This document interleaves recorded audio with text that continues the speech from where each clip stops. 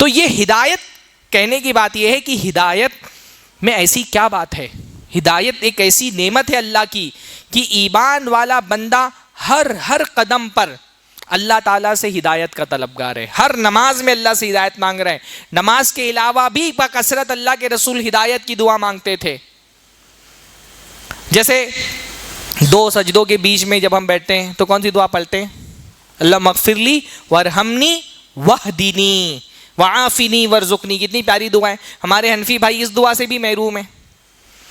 اکثر حنفی مسجدوں میں یہی ہوتا ہے، جیسے ہی سجدے سے اٹھے اللہ اکبر پھر ڈائریکٹ سجدے میں چلے گئے. اتنی پیاری دعا جس میں کتنے سارے معانی اور کتنی اہم ترین چیزیں جمع ہو گئی. اللہم اغفر لی وارحمنی واہدنی وعافنی وارزقنی. بندہ مغفرت بھی مانگ رہا ہے، رزق بھی مانگ رہا ہے، عافیت بھی مانگ رہا ہے، ہدایت بھی مانگ رہا ہے. وہاں بھی ہدایت مانگ رہے ہیں. جب وتر کی نماز پڑھ رہا ہے، سب سے آخری نماز پورے دن کی، تو اللہ تعالیٰ سے قنوت میں دعا کر رہے ہیں اللہم اہدنی فی من ہدیت. ساری دعاؤں میں سب سے پہلے اللہ سے ہدایت مانگ رہے ہیں. نماز کے علاوہ بھی جہاں جہاں دعائیں مانگتے، اللہ کے رسول کی بہت مشہور دعا ہے اللہم انی اسألک الہدی والتقی والعفاف والغنی. اللہ تعالیٰ میں تو اس سے ہدایت مانگتا ہوں، تقوی مانگتا ہوں. بہت ساری دعاؤں میں اللہ کے رسول اللہ تعالیٰ سے ہدایت مانگتے تھے. ایمان والے بندے کی سب سے بڑی طلب، اس کی سب سے بڑی چاہت، اس کو جس نعمت کا سب سے زیادہ احتیاج ہے وہ کیا ہے؟ ہدایت. صبح شام اللہ تعالیٰ سے ہدایت مانگ رہے ہیں. اہدنا الصراط المستقیم. اچھا، جب ہم اللہ تعالیٰ سے ہدایت کی دعا مانگتے ہیں نا، تو یہ ہدایت 2 طرح کی ہوتی ہے. ہدایت کے 2 قسمیں ہیں. ایک ہے ہدایت علم اور ایک ہے ہدایت عمل. جب ہم کہتے ہیں نا اللہ تعالیٰ ہمیں صراط مستقیم کی ہدایت عطا فرما، تو صراط مستقیم کی ہدایت جب ہم اللہ تعالیٰ سے مانگتے ہیں تو ہم 2 طرح کی ہدایت مانگتے ہیں. پہلا ہم ہدایت مانگتے ہیں اللہ تعالیٰ سے کہ اللہ تعالیٰ ہم کو صراط مستقیم کون سی ہے یہ بتا دے. صراط مستقیم کا علم، کیونکہ بھائی جو صراط مستقیم پر چلنا چاہتا ہے پہلے اس کو پتہ تو ہونا چاہیے صراط مستقیم ہے کون سی. دنیا میں تو بہت سارے راستے ہیں، بہت سارے مذہب ہیں، ہر مذہب کے اندر بہت سارے مسلک ہیں. ہر مذہب والے کا دعویٰ یہ ہے کہ میرا ہی راستہ تم کو خدا تک پہنچائے گا. ہر مسلک والا کہتا ہے میں جس راستے کی طرف تم کو بلا رہا ہوں یہی سیدھا راستہ ہے. ہر داعی کھڑے ہو کر کے یہی دعویٰ کرتا ہے کہ میرا ہی راستہ سیدھا راستہ ہے. دنیا میں بہت کنفیوژن ہے. اتنے سارے راستے ہیں، اتنے سارے مسلک ہیں، اتنے سارے نظریات ہیں، فلسفے ہیں.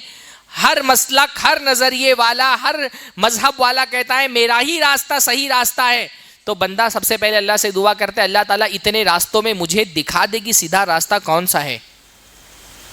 پہلے اللہ تعالیٰ سے صراط مستقیم کا علم مانگتا ہے بندہ. یہ کون سا؟ ہدایت علم. کہ اللہ تعالیٰ پہلے مجھے پتا تو چلے کہ اتنے راستوں میں وہ راستہ کون سا ہے جو راستہ مجھے تجھ تک پہنچائے گا. گمراہی کا ایک طریقہ کیا ہوتا ہے کہ بندہ غلط راستے کو صحیح راستہ سمجھ کر کے اور پوری محنت کے ساتھ اس پر چلتا ہے. قیامت کے دن اس کو پتا چلے گا یہ راستہ جس کو میں صراط مستقیم سمجھتا تھا یہ راستہ صراط مستقیم تھا ہی نہیں.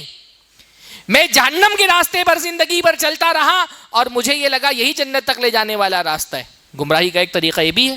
اللہ نے فرمایا قرآن مجید کے اندر قل هل ننبئكم بالاخسرین اعمالا الذین ضل سعیهم فی الحیاۃ الدنیا وهم یحسبون انهم یحسنون صنعا. کہ اللہ کے رسول ان کو بتائیں کہ سب سے زیادہ خسارے میں قیامت کے دن کون لوگ ہوں گے؟ الذین ضل سعیهم فی الحیاۃ الدنیا، جن کی محنتیں جو انہوں نے دنیا میں کی تھی وہ ضائع ہو جائیں گی.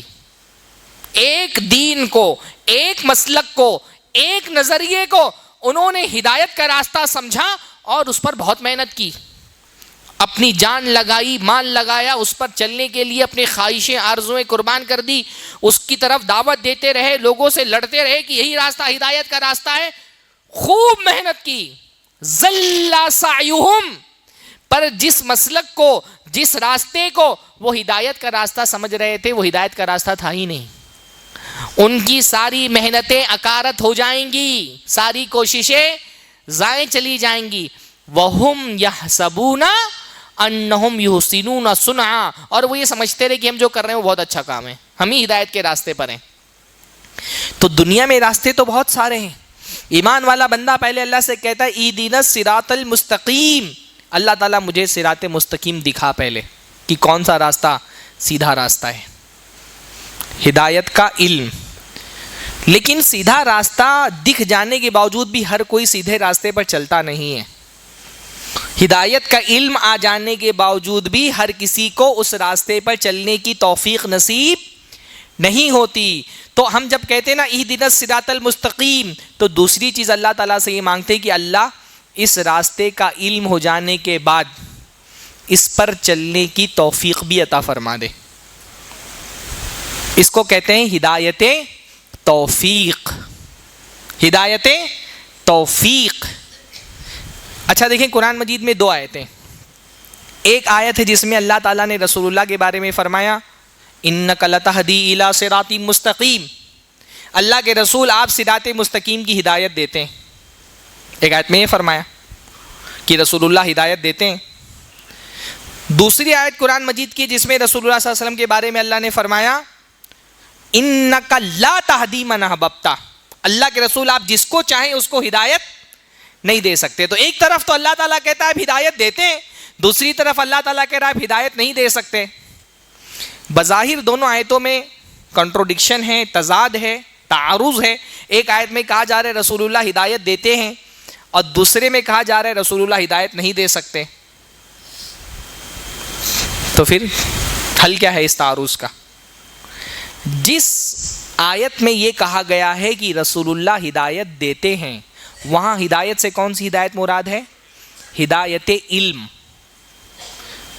بہت آسان لفظوں میں کہوں، ہدایت علم کا مطلب ہوتا ہے راستہ دکھانا، اور ہدایت عمل کا مطلب ہوتا ہے راستے پر چلانا۔ ہدایت علم کا مطلب کیا ہوتا ہے؟ راستہ دکھانا، اور ہدایت عمل کا مطلب کیا ہوتا ہے؟ راستے پر چلانا۔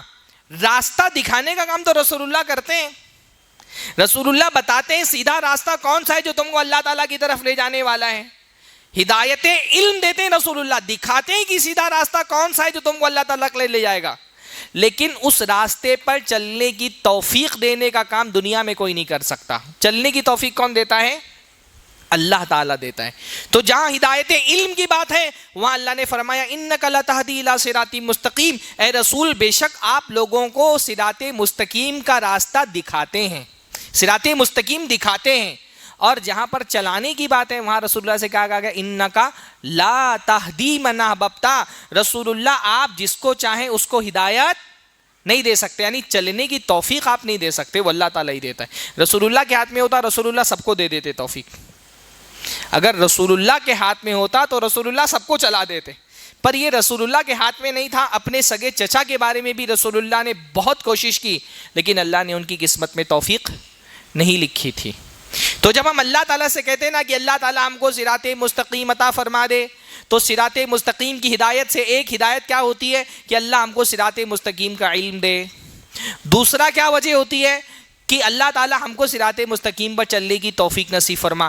پتہ یہ چلا کہ صراط مستقیم سے گمراہ ہونے کے دو ہی سبب ہیں، یا تو بندے کو پتہ ہی نہیں کہ سیدھا راستہ کیا ہے، وہ گمراہی کے راستے کو ہدایت کا راستہ سمجھ بیٹھا ہے، اس پر بہت محنت سے چل رہا ہے، جہالت، اور دوسرا اس کے پاس علم تو ہے صراط مستقیم کیا ہے، بہت سارے لوگوں کو پتا تھا یہی صراط مستقیم ہے، پر انہوں نے اس ہدایت کو قبول نہیں کیا۔ جیسے اللہ تعالیٰ نے سمود کے بارے میں فرمایا، قوم سمود کے بارے میں وَأَمَّا ثَمُودُ فَهَدَيْنَاهُمْ فَاسْتَحَبُّوا الْعَمَى عَلَى الْهُدَى، کہ سمود